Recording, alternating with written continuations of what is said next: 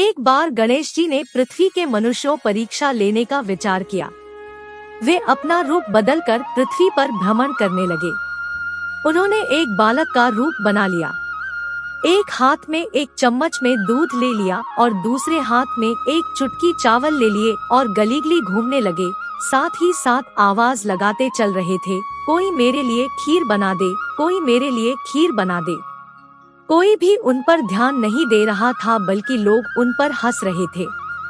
वे लगातार एक गांव के बाद दूसरे गांव इसी तरह चक्कर लगाते हुए पुकारते रहे, पर कोई खीर बनाने के लिए तैयार नहीं था। सुबह से शाम हो गई, गणेश जी लगातार घूमते रहे।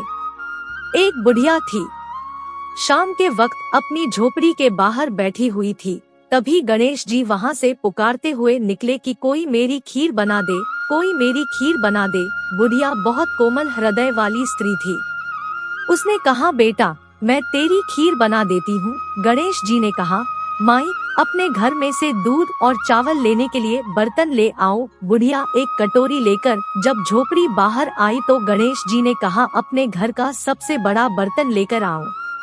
बुढ़िया को थोड़ी झुंझलाहट हुई, पर उसने कहा, चलो बच्चे का मन रख लेती हूँ, और अंदर जाकर वह अपने घर सबसे बड़ा पतीला लेकर बाहर आई। गणेश जी ने चम्मच में से दूध पतीले में उड़ेलना शुरू किया। तब बुढ़िया के आश्चर्य की सीमा न रही जब उसने देखा दूध से पूरा पतीला भर गया है।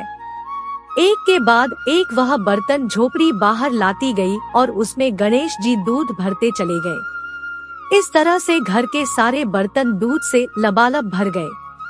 गणेश भगवान ने बुढ़िया से कहा, मैं स्नान करके आता हूँ, तब तक तुम खीर बना लो, मैं वापस आकर खाऊंगा। बुढ़िया ने पूछा, मैं इतनी सारी खीर का क्या करूँगी? इस पर गणपति जी बोले, सारे गांव को दावत दे दो। बुढ़िया ने बड़े प्यार से मन लगाकर खीर बनाई। खीर की भीनी भीनी मीठी मीठी खुशबू चारों दिशाओं में फैल गई। खीर बनाने के बाद वह हर घर में जाकर खीर खाने का न्योता देने लगी। लोग उस पर हंस रहे थे। बुढ़िया के घर में खाने को दाना नहीं और यह सारे गांव को खीर खाने की दावत दे रही है। लोगों को कुतूहल हुआ और खीर की खुशबू से लोग खिंचे चले आए। लो, सारा गांव बुढ़िया के घर में इकट्ठा हो गया। जब बुढ़िया की बहू को दावत की बात मालूम हुई, तब वह सबसे पहले वहां पहुंच गई। उसने खीर से भरे पतीलों को जब देखा तो उसके मुंह में पानी आ गया। उसे बड़ी जोर से भूख लगी हुई थी।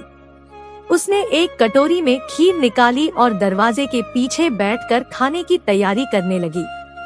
इसी बीच एक छींटा गिर गया और गणपति जी को भोग लग गया और वो प्रसन्न हो गए। अब पूरे गांव को खाने की दावत देकर बुढ़िया वापस अपने घर आई तो उसने देखा बालक वापस आ गया था। बुढ़िया ने कहा, बेटा खीर तैयार है, भोग लगा लो। गणपति जी बोले, माँ भोग तो लग चुका है, मेरा पेट पूरी तरह से भर गया है, मैं तृप्त हूँ। अब तू खा, अपने परिवार और गांव वालों को खिला। बुढ़िया ने कहा, यह तो बहुत ज्यादा है, सबका पेट भर जाएगा, इसके बाद भी यह बच जाएगी। उस बची खीर का मैं क्या करूँगी? इस पर गणेश जी बोले, उस बची खीर को रात में अपने घर के चारों कोनों में रख देना। और बुढ़िया ने ऐसा ही किया। जब सारा गांव जी भर कर खा चुका तब भी ढेर सारी खीर बच गई। उसने उसके पात्रों को अपने घर के चारों तरफ रख दिया। सुबह उठकर उसने क्या देखा? पतीलों में खीर के स्थान पर हीरे, जवाहरात और मोती भर गए हैं। वह बहुत खुश हुई।